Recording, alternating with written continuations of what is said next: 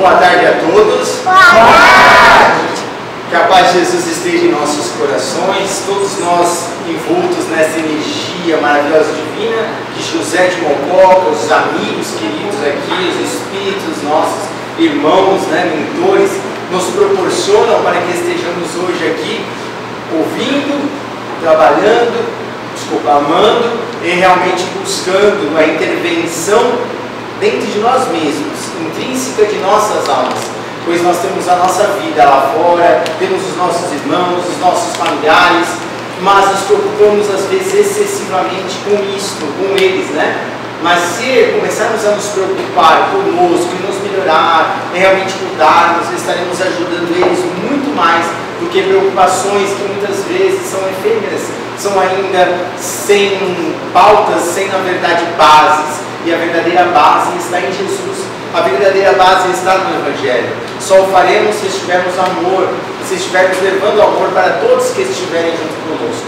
Então estamos aqui para estudarmos, para aprendermos, para tomar passes, e para sairmos daqui e levarmos para os nossos irmãos lá fora tudo aquilo que a gente estudou, tudo aquilo que a gente conquistou. E isto é aprendizado, a escola da vida, onde a gente tem material didático para estarmos então escrevendo, ou estudando da melhor forma possível e fazendo algo diferenciado para nós e para os nossos semelhantes. Então que possamos aproveitar este instante maravilhoso e divino, porque, gente, hoje quem vai fazer a palestra vai ser o nosso irmão Marcelo. O nosso irmão Marcelo vai falar hoje sobre a vinha, O nosso irmão Marcelo, não sei se vocês sabem, ele vem lá de Minas, Marcelo? Vixe, agora Caxias do Sul, está mais longe ainda. Então, quer dizer, ele vem bem de longe, o irmão nosso aqui da casa, Ele está lá longe, mas para mim, assim, é o irmão da casa, O irmão nosso que está sempre vindo aqui, ajudando, fazendo suas palestras, trazendo a ajuda dos mentores espirituais para nos esclarecer e para nos ajudar. E vamos nos esclarecer todos juntos, ouvindo e realmente aproveitando este minuto. Assim, gente. Marcelo, é nós de Deus. Boa palestra para você, meu irmãozinho. Boa tarde, pessoal, tudo bem? Palestra é uma bondade do Rafael, Caridade, sem tamanho dizer que a nossa conversa hoje vai ser uma palestra, Palestra fazem outras pessoas, Porque vai ser uma conversa. Quando a gente fala, já começa sempre, já começa querendo tirar a pressão, a pessoa assim que é técnica. Isso aqui é para tirar o peso das costas, Um monte de gente aqui que conhece muito, então a gente já começa assim para dar uma quebrada, Mas, de fato, agora não é mais a Minas, agora é o Sul, é Caxias do Sul, 1000 quilômetros daqui. Mas, enfim, Existem questões da vida que a gente não entende, Mas certamente há um propósito. Talvez a gente vai falar um pouco disso hoje, E essa lição, ela fala um pouco disso, A gente, invariavelmente, vê o mundo como se ele estivesse realmente sem controle, O mundo largado com os acontecimentos, E a gente fica aterrorizado, e às vezes a gente sente que até dá aquela baixada na energia, a gente, de alguma forma, na nossa fragilidade espiritual, A gente acaba duvidando da capacidade humana, Quando a gente olha o mundo nos dias de hoje, a gente acha que tudo está perdido, que de fato não há esperança, de que realmente estamos fadados a ser o que somos, seres imperfeitos, egoístas, orgulhosos, mesquinhos, avarentos, enfim, que dá valor de fato apenas às coisas materiais da vida, que não se importam um com o outro, E para reforçar essa percepção, ainda vem a mídia, que nos expõe realmente fatos e fatos e fatos e fatos, que na nossa visão até pode corroborar com a nossa percepção, com a nossa interpretação do mundo. A gente olha de fato, a gente chega a ter até a certeza que realmente esse orbe terrestre ele não tem mais jeito, E a nossa visão do hoje é sempre pior da do ontem, porque a gente sempre, na verdade, faz, até por uma questão humana, uma questão de compreensão humana mesmo, de comportamento, a gente tende a sempre achar que o passado ele foi melhor, Então, aqueles que passaram, já dos 40, não é o meu caso, mas aqueles que já passaram dos 40, a gente sempre fala que nosso tempo era melhor, não é isso? Sempre fala para os jovens, Fala, não, meu tempo era melhor, esse aqui o mundo está perdido, Primeiro que eu acho isso às vezes uma descaridade da nossa parte, falar isso com um adolescente. Eu acho realmente inapropriado falar que o nosso tempo foi melhor. Nosso tempo foi diferente apenas, mas melhor. A gente vai ter essa compreensão muito mais adiante, né? Ele é apenas diferente, né? Nós tivemos os nossos desafios e eles estão tendo os desafios da era deles, né? Talvez com viés de tecnologia maior, né? Um volume de informação gigantesco, né? Chegando realmente aos ouvidinhos deles, né? Que leva eles àquela incerteza e talvez aquela necessidade de um tempo maior para tomar e se decidir na vida. Mas nem por isso é pior do que ou melhor do que a nossa época. Então a nossa compreensão realmente ela acaba, né, tendo essa visão de caos sempre, né, e a gente acaba perdendo oportunidades. E o Emmanuel ele fala sobre isso. Eu vou ler um texto aqui, e a minha, né, só vou ler o primeiro pedaço da lição, né, porque me perco muito quando fico lendo, e me embanando todo. Né? Então eu prefiro fazer o improviso sem ler mesmo. Né? Mas a lição é a lição 29 do Pão Nosso. Todo mundo sabe que eu sou fã desse livro, né? Acho tudo aqui que eu preciso. Né? E acho que a Esmeralda falou, né? O Sola falava, né? Tem 400 ela vai pegar de livros para a gente ler. Eu estou só no primeiro, né? Eu não consegui sair desse único aqui ainda. O dia que eu dominar esse daqui, Rafael, talvez eu vou para o 399. Mais 50 anos, estou com 53, um menino, eu estou praticamente um garoto. E talvez eu vou para o 399, eu vou ficar aqui no 400 ainda. Então essa lição 29, ela fala assim, né? Ele lê um pedacinho de Mateus 24 e disse-lhes: ide vós também para a vinha, e dar-vos-ei o que for justo, e eles foram. E o primeiro pedaço ele fala: ninguém poderá pensar numa terra cheia de belezas e possibilidades, mas rogando ao léu na imensidade universal. Né? Se a gente lê de imediato isso daqui, pode dizer que realmente a coisa está feia, mas não é nada disso que ele vai falar logo adiante. E aí, por curiosidade, eu estava vindo de Caxias e estava lendo um texto, que aí eu gostaria que vocês me ajudassem, né, a descobrir em que data esse autor está se referindo.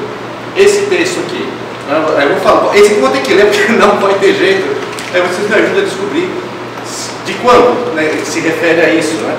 E ele começa assim, ó, o amor do prazer, do luxo, das riquezas tornou-se mais e mais ardente. Quer se adquirir, quer se possuir a todo custo. Daí essas especulações deprimentes que se ostenta à luz do dia. Daí esse rebaixamento dos caracteres e da consciência, esse culto fervoroso que se presta à fortuna, verdadeiro ídolo, cujos altares substituíram das divindades derribadas. A ciência, a indústria, a tecnologia, sem duplicar as riquezas da humanidade. Porém, tais riquezas só aproveitaram uma insignificante parte de seus membros, está se referindo aos ricos. A sorte dos pequenos ficou precária e a fraternidade ocupa maior espaço nos discursos do que nos corações. No meio das... Quem adivinhar o ano vai ter um prêmio. No meio das cidades opulentas, ainda se pode morrer de fome. As fábricas, as aglomerações obreiras tornaram-se focos de corrupção física e moral, como se fossem infernos do trabalho. A embriaguez, a prostituição, o deboche por toda parte derramam seus venenos, esgotam a vida em sua fonte e enervam as gerações. Enquanto os jornais à farta semeiam a injúria, a violência, a mentira, e simultaneamente uma literatura criminosa vai excitando os cérebros e debilitando as almas. Dia por dia, a desesperança e o suicídio fazem novas devastações. O número de suicídios, não vou falar, está calculando-se apenas o local que ele está se referindo, mas centuplicou o volume de suicídios. Por falta de energia e de senso moral, desertam das lutas fecundas da vida e refugiam-se no que creem ser o nada. O número de crimes e delitos triplicou em relação a vários anos. Adolescentes, deve-se ver nesse estado de coisas os efeitos do contágio, dos maus exemplos recebidos desde a infância, a falta de firmeza, preste atenção nisso, a falta de firmeza dos pais e a ausência da educação na família, a tudo isso e mais ainda. Alguém pode me dizer quando é sério? De quando eu estou falando? 2023. Quem mais? Suane. 2023. Posso falar se acertou ou não, né? Está falando desse século. Desse século. Quem mais? 19. Hã? 19. Acho que é desde o Pessoal, esse texto aqui está no livro Depois da Morte. 1820. 1820. É um deles. E agora? Ontem era pior do que hoje? E agora? O mundo agora é um caos e antes não era? E agora? Quais as verdades que a gente contabiliza agora? Quais as verdades que existiam naquela época? O mundo está desgovernado desde 1820? Quando começou o mundo de regeneração? Quando terminou o mundo de expiações e provas? Onde estávamos em 1820? Esses dados são de 1820. Se falava de um aumento gigantesco do suicídio. E por que acontecia isso naquela época? Por conta do positivismo, por conta do materialismo. Naquela época, a religião católica, ela definhava. Na verdade, o parisiense, vocês conhecem muito bem essa história, eles mergulhavam numa descrença do materialismo gigantesco. Em razão disto, todas essas doenças sociais que nós vivemos também hoje começaram a se viver naquela época. Alguém acha que isso aqui era diferente na época de Roma? Não é. Não é. Talvez em volume, né? Certamente, talvez não. Mas em fatos, era a mesma coisa. Então, quando a gente liga a nossa TV Record, quando a gente liga lá o da Terra, nem sei se passa da Terra que eu não assisto, nos dias de hoje, e a gente fala, esse mundo se perdeu, vamos lembrar de 1820. Porque essas coisas vêm acontecendo não é só de hoje. Né? Há muito tempo a gente vive crises sociais. Há muito tempo, uma falsa interpretação do que é realmente importante na nossa vida, da falsa interpretação do que de fato importa na vida da gente, que são os valores espirituais, a gente mergulhou nessa crise. Essa crise oriunda do consumo excessivo, oriunda da individualidade excessiva, oriunda do egoísmo exacerbado, oriunda do primeiro a mim, ou primeiro aos meus. Note que ele cita aqui, você viu que ele falou aqui? Por falta de firmeza dos pais. É o que a gente fala hoje. Meu pai me olhava com severidade, mas ele falava em 1820 que os pais já tinham culpa, então meu pai não me olhava com tanta severidade desse jeito. É uma questão lógica, razoável de se entender. Não é fato? É para pirar a nossa cabeça. Né? E agora? Né? Está acabando aqui os nossos argumentos. Como é que eu falo agora para o meu filho que o meu mundo era melhor que o dele? Né? Está aqui, ó, aberto que não era. Está claro que não era. E o Emmanuel vem contextualizar tudo isso, dizendo exatamente nessa linha de que a Terra, na verdade, ela não é uma colônia de férias. Isso é fato. Nunca foi uma colônia de férias. Quando a gente olha para a Terra, nós temos que olhar como um mundo escola, em que nós, espíritos ainda imaturos e ignorantes, vamos passando aqui várias e várias vezes para que a gente possa amadurecer, para que a gente possa se modificar, para que a gente possa se melhorar, para que a gente possa desconstruir antigas verdades que a gente tinha dentro da gente e deixar fluir uma nova pessoa, deixar fluir um novo espírito com novas verdades, no sentido evolutivo do bem. Pois que enquanto assim não for, é natural que vamos repetir sucessivas vezes as nossas lições, vamos repetir sucessivas vezes as nossas experiências, vamos repetir sucessivamente os nossos sofrimentos. Então essa lição ela nos traz aqui a reflexão da necessidade de mudança. O que eu faço? Ai meu Deus, o que eu faço? Onde que eu vou? Onde que eu vou? É assim que a gente se pergunta o tempo todo. Né? E mais uma vez o Emmanuel fala, a Terra vai se transformando não pelas questões ideológicas de raça ou de religião, ou de ideologismo político. A Terra vai se transformar no momento adequado em razão da nossa compreensão comum em relação ao que é importante, em relação ao bem. Quando de fato atingimos esse estágio de alinhamento comum em relação à compreensão do que é o bom, o que é o bem, de fato a gente vai dar um passinho à frente, né? Existem algumas informações, quem sou eu para questionar, né? Isso partiu do próprio Chico, e o Emmanuel que trouxe isso, né, dizendo que a Terra vai se transformar em planeta, né, de regeneração em 2057. E é importante a gente entender o que é que ele está falando. E a gente tem que recorrer à matemática, uma matemática rápida aqui, né? Na Terra nós somos mais ou menos 7 bilhões de espíritos encarnados. 7 bilhões. Eu não vou nem fazer o censo do outro lado, mas dizem que lá do outro lado o Divaldo diz que tem muito mais. Mas eu vou ficar. Então são 7 bi do outro lado. Então 7 bilhões encarnados, 7 bilhões desencarnados. Para a gente chegar até 2054, se a minha matemática. 57, se a minha matemática não estiver errada, nós temos aqui 34 anos, né? 34 anos. Então daqui 34 anos, pessoal, vai acontecer uma mudança drástica na Terra, porque vai ter em 2050 um rapa negado, aqueles que não conseguiram chegar, só fica aqueles que alcançaram. Mas é importante entender que não é isso. 2057 é o momento em que a gente inicia essa transformação, estimativamente falando. É possível determinar hoje, com cálculos matemáticos, né, e estatística, esse é bom, esse é bom, esse é bom, esse é bom, esse é bom, esse é bom, esse é bom, esse é bom, esse é bom. A gente conseguiria até fazer um cálculo aqui, porque a gente às vezes olha o Espírito falando isso, a gente acha que a gente não estuda nada.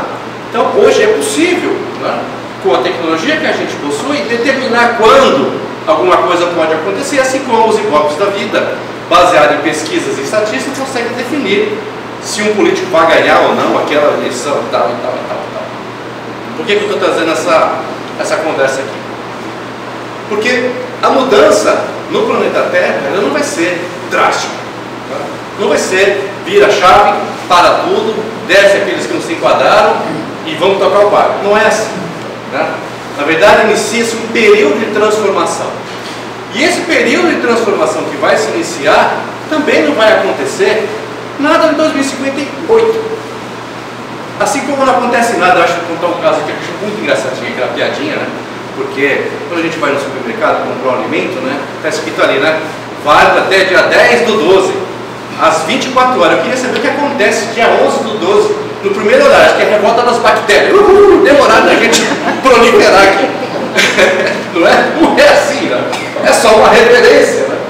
Assim, naturalmente, quando o Chico trouxe, o Emmanuel trouxe essa referência, para que a gente realmente possa refletir sobre isso, porque esse período de transformação vai acontecer. E aqueles espíritos que não se enquadrarem ao longo dessa jornada, naturalmente, com uma concessão enorme da providência divina, vão ser convidados em algum momento a se retirar. É isso que vai acontecer porque o mundo evolui, a atmosfera magnética, a atmosfera evolui, a magnetosfera da Terra evolui. E esses espíritos que não conseguirem acompanhar esse alinhamento energético, por uma seleção natural, não encontrarão mais espaço para reencarnar naturalmente nesse planeta. Por uma questão de incompatibilidade energética, percebe?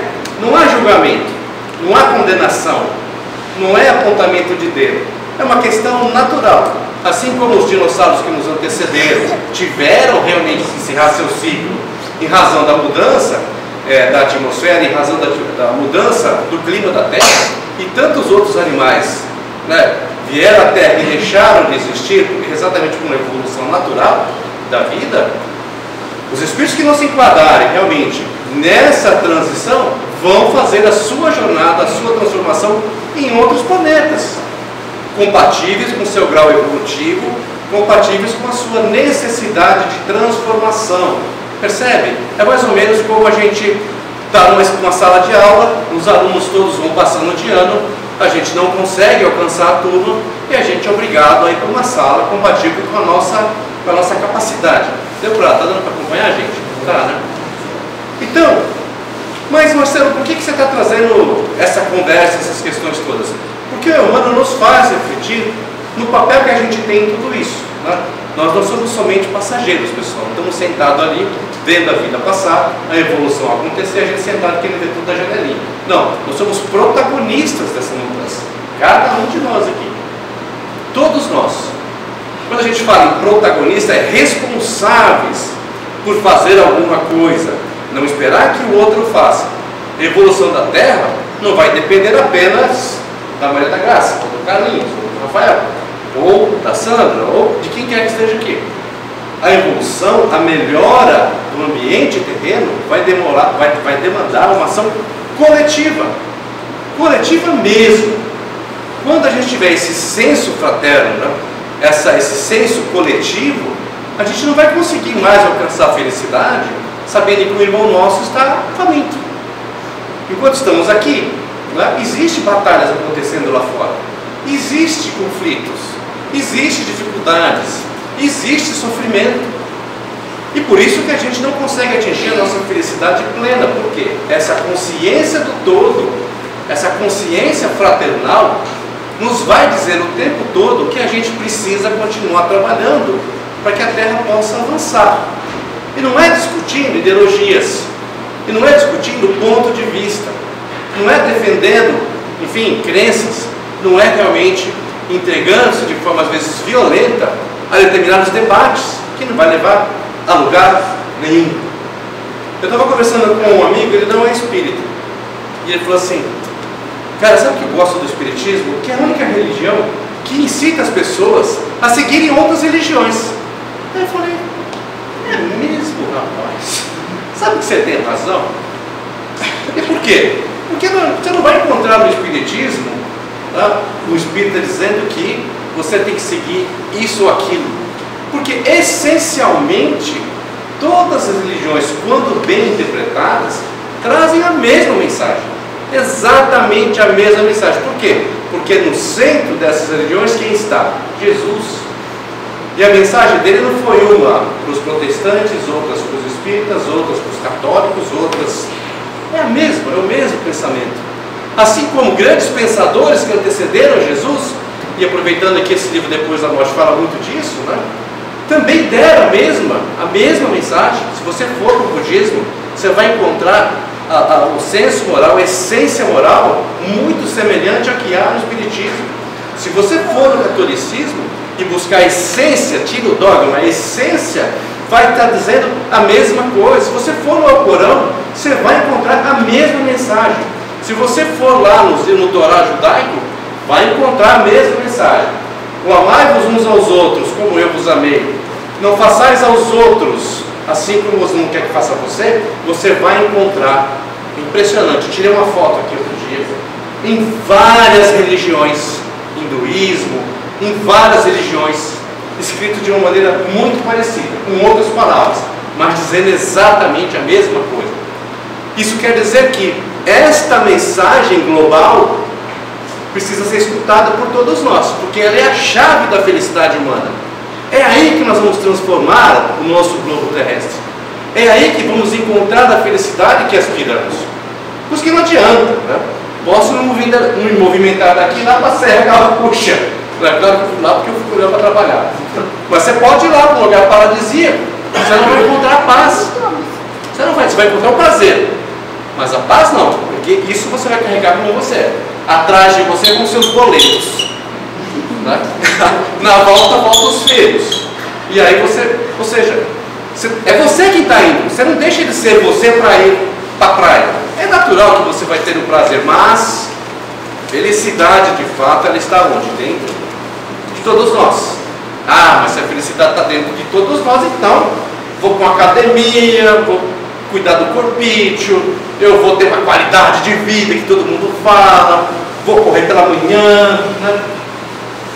Só que não, essa felicidade ela só vai ser plena quando ela for coletiva, quando ela for comum a todas as pessoas. Ah, porque se eu for num restaurante e for comer e chega uma pessoa com problemas, com necessidades e me pede a comida, eu vou me sentir bem? Como é que eu posso ficar feliz? Como uma mãe vai se encontrar infelicidade tendo um filho passando por necessidade. Então ela não é individual. É claro que quando eu cumpro com as minhas obrigações, eu tenho uma paz do dever cumprido, mas ela não é felicidade. O Bezerra é um claro exemplo, né? Foi convidado a outros planos. Poderia lá, foi convidado a um plano muito mais evoluído que o terreno. Mas para ele, ele falou: não, a minha vinha está aqui. E a vinha de Jesus é a terra. Então nada de imaginar que esse planeta está abandonado. Pois que tudo o que acontece, por mais que nos chegam notícias distorcidas dos meios televisivos ou da mídia, agora pelo smartphone, são contextos necessários à evolução da humanidade. Ainda não esvaziou o cálice das experiências, percebe? Ainda a gota, ainda que falta para poder esvaziar o cálice da revolta, do egoísmo, do ideologismo, ainda não esvaziou. Por isso que a gente ainda vê tantos conflitos, porque ainda não esvaziou essa experiência entre nossos irmãos, assim como nós mesmos. Ah, mas por que eu faço repetidamente esse erro? Por que não consigo mudar? Por que eu faço isso e sofro? Porque ainda não esvaziou essa experiência dentro de você, dentro de nós. E é necessário que a gente busque em Jesus as forças da transformação. Percebe? Então, a questão que nos chega agora, e não é também para a gente olhar tudo isso e dizer: ah, é um contexto evolutivo, deixa se quebrar. Não é isso. É apenas uma explicação do que acontece, para que a gente possa se perceber de que o mundo não está abandonado. Pois que Deus, em seu infinito poder, Jesus, na sua grandiosidade, se fosse para violar o livre-arbítrio das pessoas, interromperia os conflitos assim. Um grande temporal poderia acabar com qualquer guerra. Um frio. Você sabe da história da Segunda Guerra Mundial? Que os alemães marchavam em direção à Rússia e iam atacar Moscou. E se eles chegassem até Moscou, a guerra estava ganha, tinham dominado a Rússia. Eles não se prepararam para aquela jornada. Enfrentaram um frio enorme.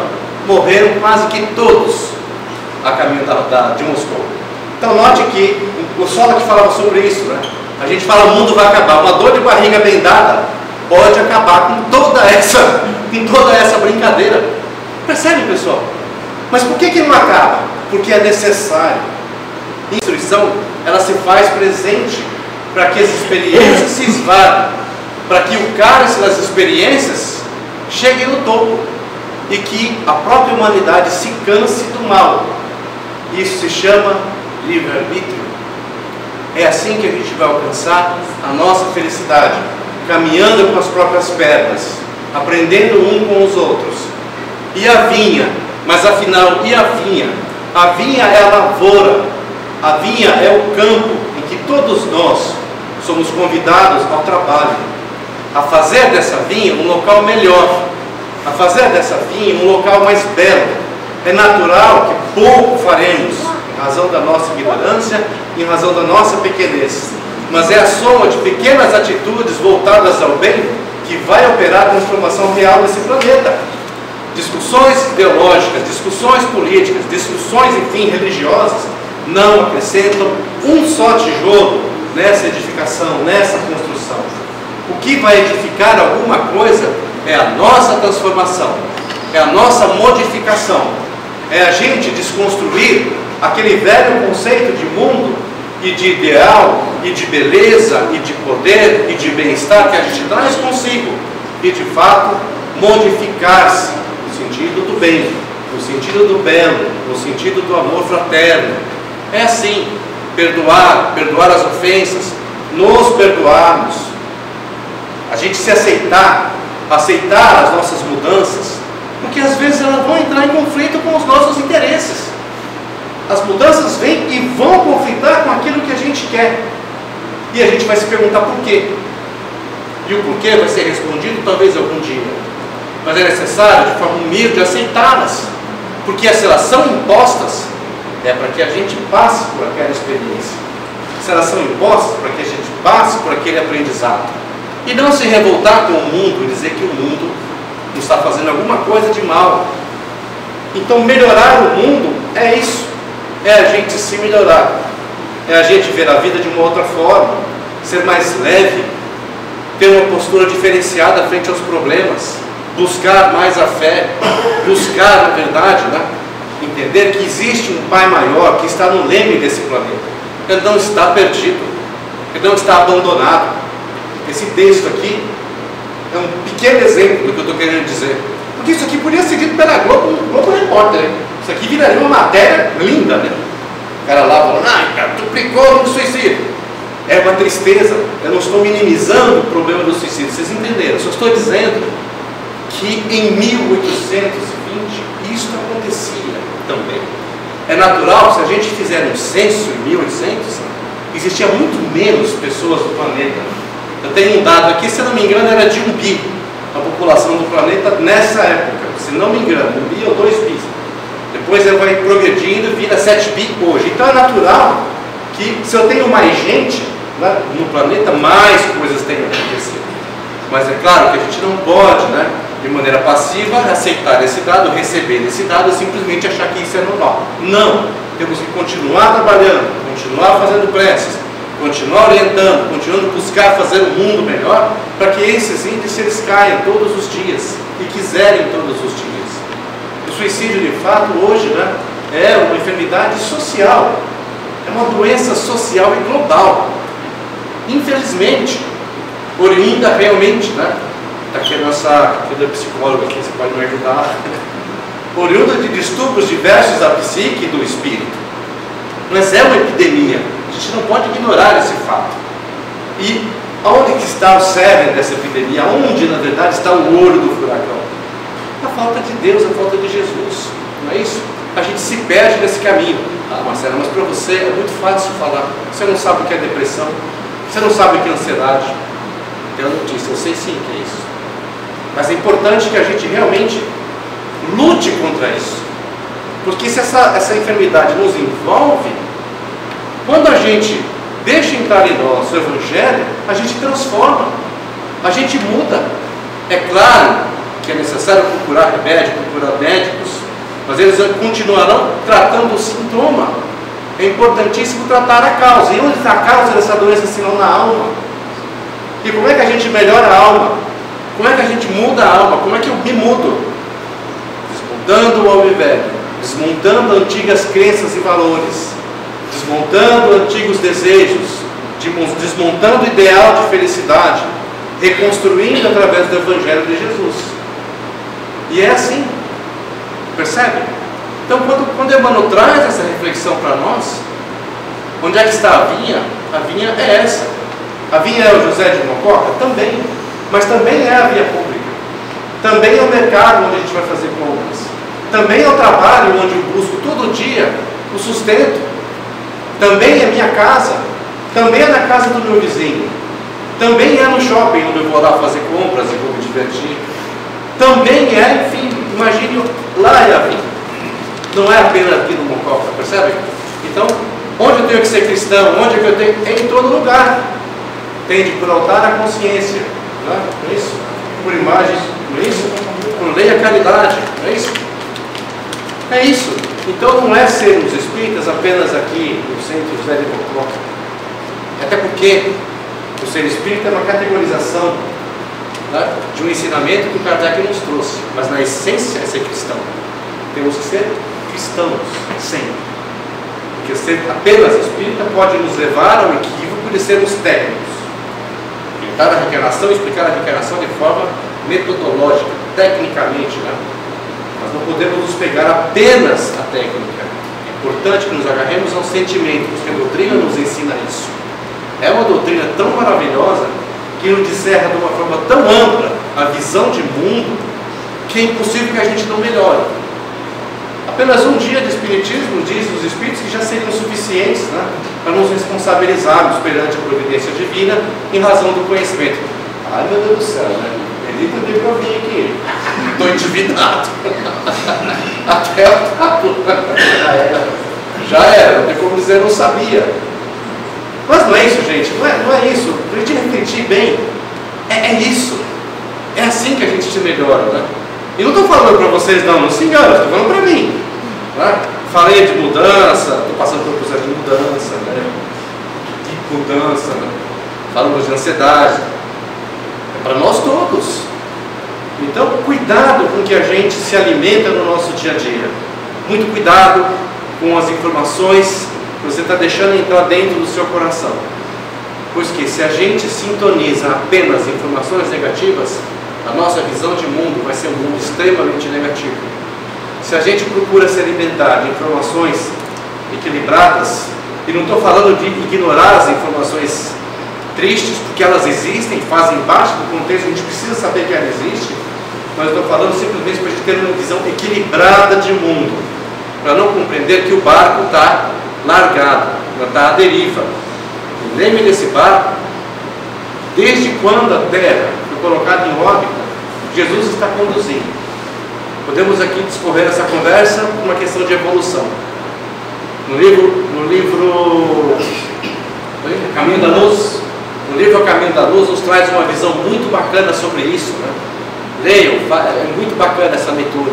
E nos fala desde quando Jesus, né, e os espíritos crísticos se reuniram para poder ver que aqui estiveram, né, para conceber toda essa visão, na verdade, que a gente tem de vida, né? Então, tudo que veio acontecendo ao longo desses bilhões de anos são frutos de um plano, pessoal. A coisa não foi acontecendo, a Terra não foi quicando no universo, né? Quicando, e as coisas foram acontecendo, cai daqui, cai dali. O caos seria impossível de criar um mundo tão maravilhoso como esse. O caos e o acaso não conseguiria construir um mundo como esse que a gente existe, com suas leis naturais precisas. O caos não consegue fazer isso, assim como não consegue montar uma simples parede, como dizia o Sol. Então, não nos enganemos de que tudo o que está acontecendo é fruto de um plano, adicionado a esse plano nosso livre-arbítrio. Porque senão, se fosse só plano, então Jesus planejou guerra, Jesus planejou... Não, ele planejou um mundo belo, mas adiciona-se isso, o livre-arbítrio coletivo, e a gente vai encontrar as guerras, a gente vai encontrar o sofrimento, a gente vai encontrar, enfim, as hecatombes, tudo que a gente conhece, que os livros de história nos trazem, percebe? Mas questão mundo, né, no que se refere à natureza, é uma história maravilhosa, é uma história maravilhosa de construção, uma história linda de evolução. Para quem gosta da história, leiam, procurem saber, vocês vão encontrar lá isso, né? As leis que regem a natureza são fantásticas, precisas. Está aqui o astrônomo aqui de carteirinha, né? Poderíamos falar assim de uma forma fantástica, né, sobre os astros, das leis que regem a ação e a atração dos planetas, as nebulosas que criam sóis e planetas todos os dias, sob força da providência maior de Deus, nosso Pai, que cria sem cessar. Deus é fonte de amor e de vida, que irradia sem cessar suas benesses em nosso favor. É um sol de amor e de bondade, que insiste em nos buscar. Enquanto estivermos com os olhos fechados, negando a sua grandiosidade, negando a sua beleza, certamente mergulharemos nas sombras das nossas próprias ignorâncias. No entanto, quando despertarmos, simplesmente abrindo nossos olhos, vamos chegar a uma vida fantástica, de amor, de beleza, um esplendor fulgurante que nos envolve a todos os instantes. A Terra, a todos os momentos, nos grita aos ouvidos, nos convida à melhora.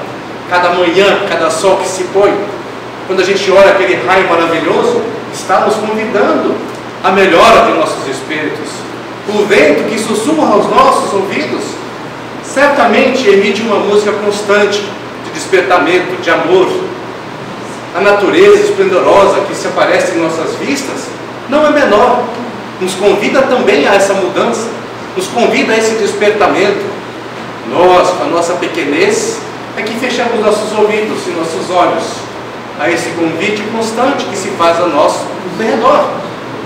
Então, o importante nos é refletir sobre isso, nada de lamúrias, de fraquejarmos perante a vida, fraquejarmos perante as dificuldades, porque elas fazem parte da lição necessária para que possamos aprender, caminhar e despertar. Faz parte da didática da providência, pois aprendemos através da dor, sim, Nossas memórias se fazem quando se faz maior a dificuldade. Não é isso? Se eu falar aqui um acontecimento, qualquer que seja, né, grave, todo mundo vai lembrar, inclusive, como o tempo estava, no momento que aquele acontecimento ocorreu. Então, pessoal, para a gente finalizar aqui, o convite de fato que o Emmanuel nos faz nesta lição é isso. Sei que fui meio repetitivo aqui algumas vezes, mas foi necessário, né, para que a gente reflita quanto esse mundo é bonito, para que a gente não o condene, não o minimize em razão das nossas fraquezas, em razão da nossa pequenez, pois que ele é muito mais do que a gente imagina. Vamos orar, vamos vibrar, vamos espalhar essas verdades para outras pessoas, vamos nos comportar de maneira diferente para alcançar uma vinha mais produtiva, uma vinha mais rica, né? Porque se a nossa visão de mundo for pequena, tanto quanto nos é, necessárias serão sucessivas reencarnações até que aprendamos a verdadeira lição, pois que Jesus nunca nos abandonou. Jesus está conosco o tempo todo, ainda mesmo quando esquecemos dele, quando reclamamos, quando temos uma visão negativa da vida, quando negligenciamos a grandiosidade de Deus, quando reclamamos insistentemente de tudo que a gente recebe, minimizando a dádiva divina em razão da nossa ignorância, do nosso egoísmo, da nossa vaidade, quando condenamos, quando discriminamos, quando praguejamos, quando fazemos, né, damos razão a palavras odientas, quando não perdoamos, aí a gente vai ter uma visão de mundo ruim, tá bom? Agradeço a todos pela paciência, agradeço a todos pela caridade que fizeram de me ouvir, que possamos todos nós aqui refletir nessa lição que o Emmanuel nos trouxe.